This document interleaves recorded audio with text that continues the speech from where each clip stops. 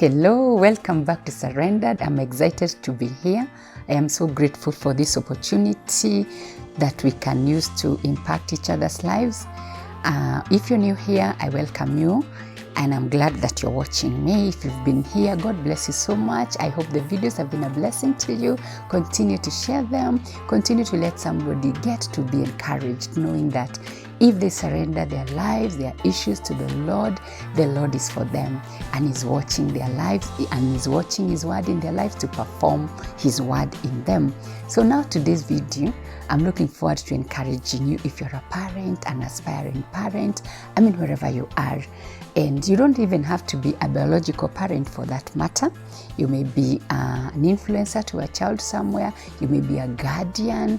You may be anybody who is called a mother, a father, whoever you are, and somebody looks up to you.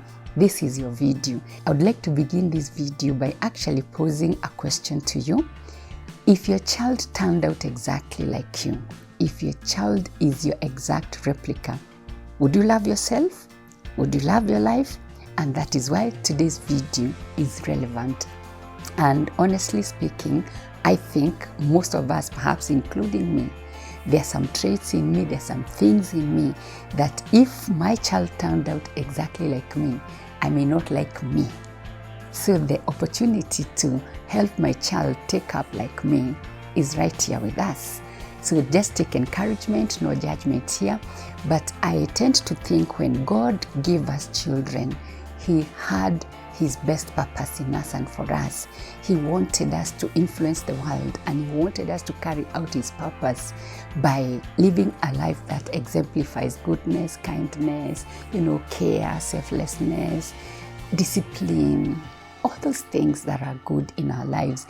The reason why I post this question to you, maybe to challenge you, maybe to encourage you, is sometimes we do things in our lives and we don't imagine that our children are looking at us. Sometimes we say things and we don't imagine that those who are around us are listening to us. Sometimes we just act out things and those who look up to us, they get dismayed. Did you know that whichever level in your life you are at, somebody is looking up to you? You might be imagining that you look up to somebody, which is correct because you can't survive without a mentor, without somebody who speaks into your life.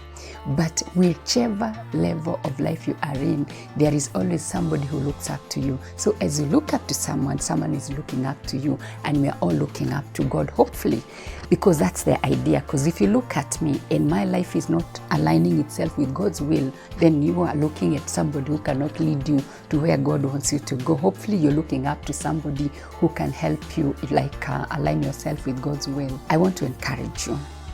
If you actually take a lot of time, because parents like to say, I value my children, I take a lot of time, I spend time with them. Those are very good things, because if you don't take time with your children or a child or that person who is looking up to you, if they don't feel that time, if they don't agree with you, you might need to reflect, you might need to think if truly what you call time is what those people who look up to you call time. Every parent, every guardian, everybody who means something to someone who looks up to them, they value inspiring them by giving them time, by talking into their lives, by perhaps setting an example where they work in whatever things they do. There are so many conceptions about parenting. And like we always say, no one is an expert in parenting, but there are things that have been tested. And one of the things that has been tested in the parenting journey is this fact: your child does not necessarily listen to what you tell them to do. Shock on you. Your child look at how you live your life, then they try to emulate you because you are their world. Your child look at how you sort out your issues, so that tomorrow or in future, if they are caught up in a conflict, in a problem, they want to do it exactly like you. So how do you handle your life? How do you handle your conflicts? How do you handle criticism? How do you handle your workmates? How do you handle people on the road? How do you just live? And is your life emulatable by a child who is around you? We could even extend it and say, if it's not your child, your neighbor's child, a neighbor can come and they're so rude to you.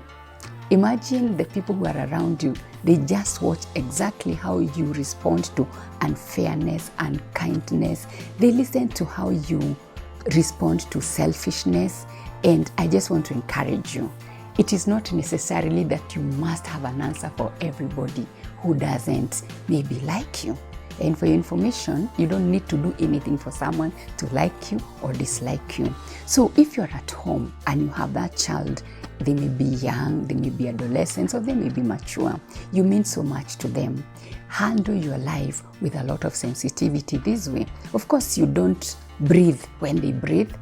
You will not walk on balloons so that your children are not broken. I'm talking about living as a good example. Again, just keep on remembering there is hope, because what you surrender to the Lord, He is for you and He is for your journey as a parent. And keep on surrendering your life to God. And for now, it's a bye-bye. I'll see you in the next video.